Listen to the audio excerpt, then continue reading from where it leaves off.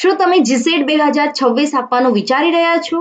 તો આ વિડીયો એક પણ મિનિટ સ્કીપ ન કરતા, કારણ કે આજે હું તમને જીસેટ 2026 વિશેની એવી સંપૂર્ણ માહિતી આપીશ કે વિડીયો પૂરો થયા પછી તમારા મનમાં એક પણ પ્રશ્ન બાકી નહીં રહે.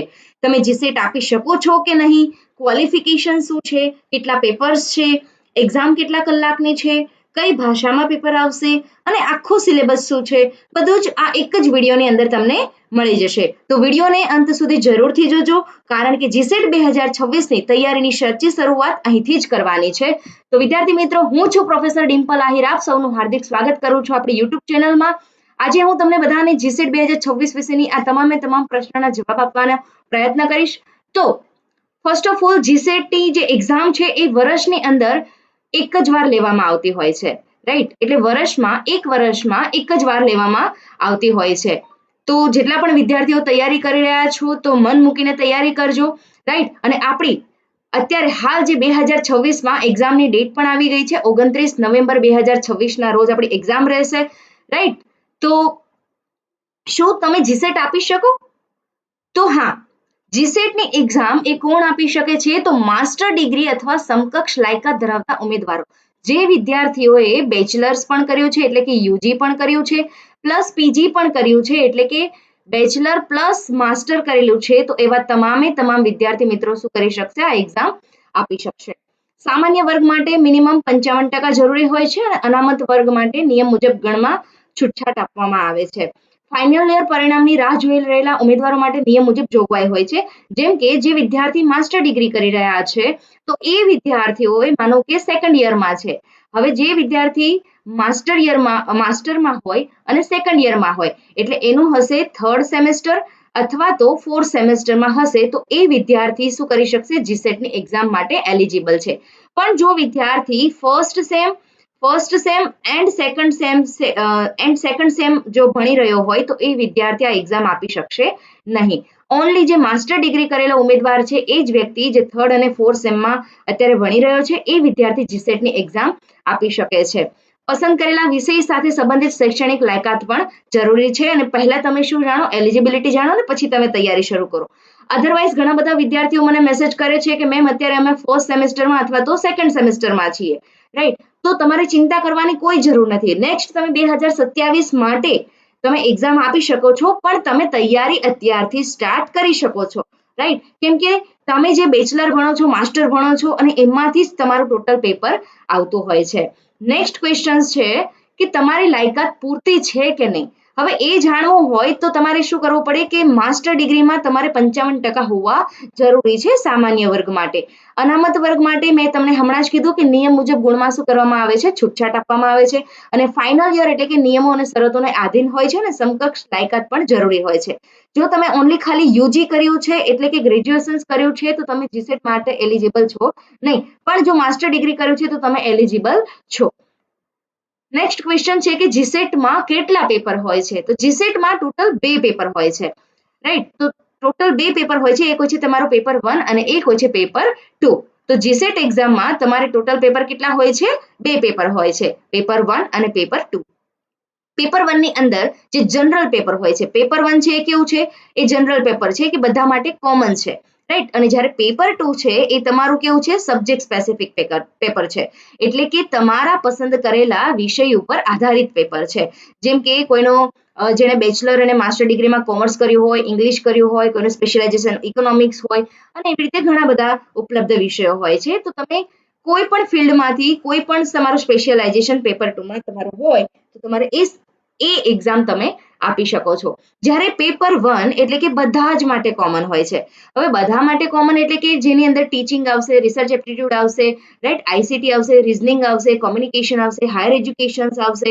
તો આ તમામ જે જનરલ હોય છે એ બધા માટે કોમન પેપર હોય છે, રાઈટ? તો બંને પેપર મહત્વના છે. હવે એક વિદ્યાર્થી કહે છે કે મેડમ, અમે ખાલી પેપર 1 આપીએ અને પેપર 2 આપીએ નહીં તો ચાલે? તો ના, બંને પેપર આપવા શું છે? તમારે કમ્પલસરી છે, રાઈટ? તો બંને પેપર શું છે? તમારે કમ્પલસરી છે, આપવા જ પડશે.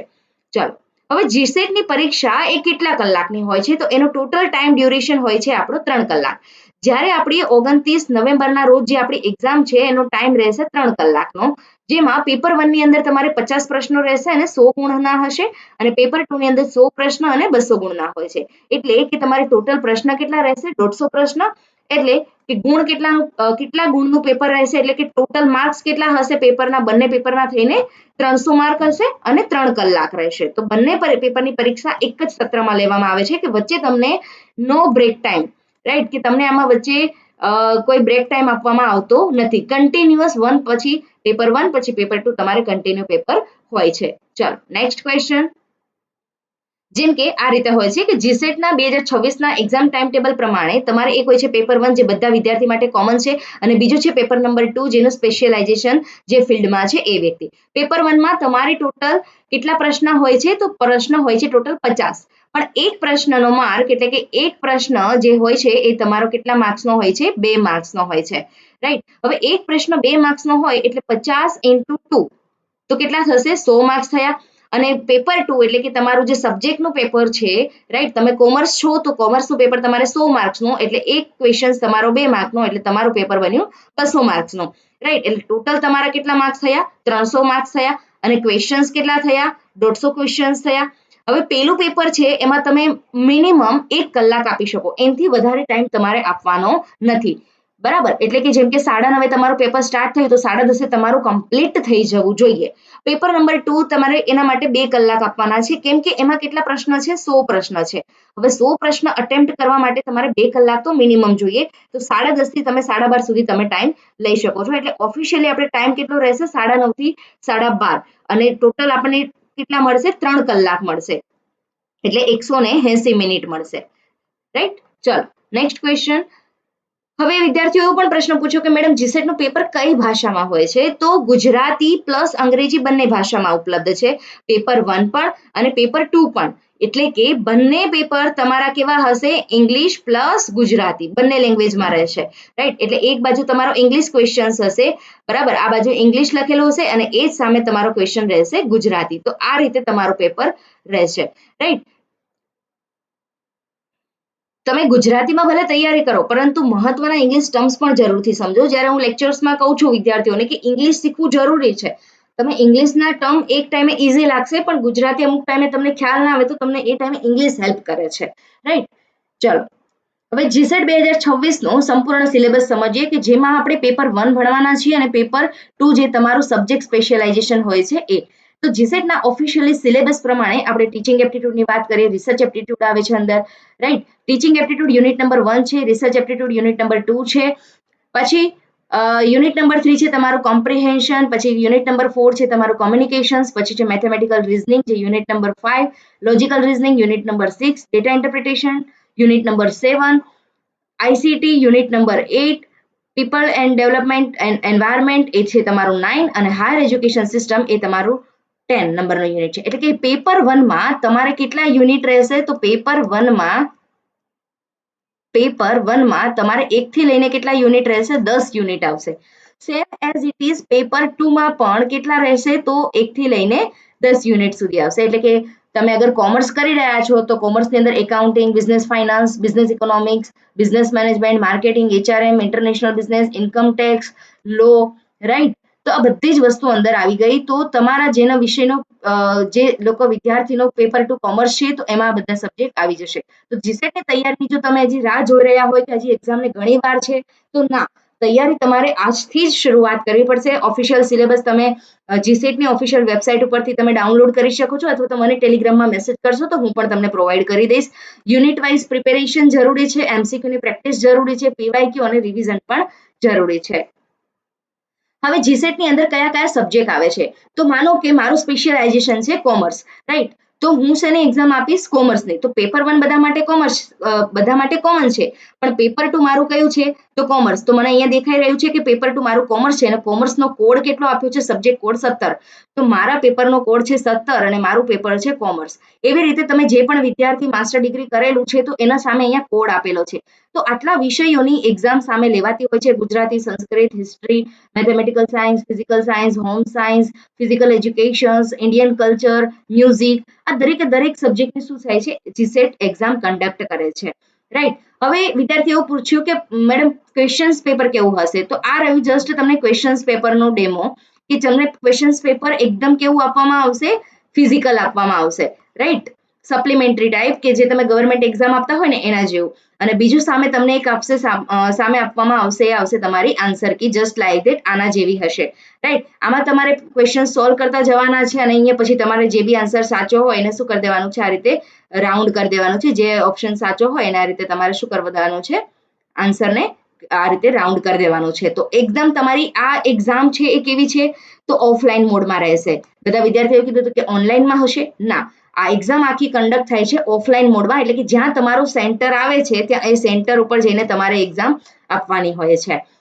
ત્યારબાદ જીસેટના પાસ કરવા માટે ક્વોલિફાઈંગ એરિયા કેટલો જોઈએ, તો ઓપન ઈડબ્લ્યુએસ કેટેગરી માટે 40% છે, જ્યારે SC ST PWD OB SC ST PWD માટે 35% છે, અને ઓબીસી ડીટી એનટી એનટી એનટીડી એસસીબીસી એ બધા માટે 35% છે. તો એટલું યાદ રાખજો કે જે એસસી એસટી અને ઓબીસી વાળા છે એ બધા વિદ્યાર્થીઓ માટે 35% છે, જ્યારે ઓપન અને ઈડબ્લ્યુએસ કેટેગરી વાળા વિદ્યાર્થીઓ માટે 40% રાખવામાં આવ્યા છે.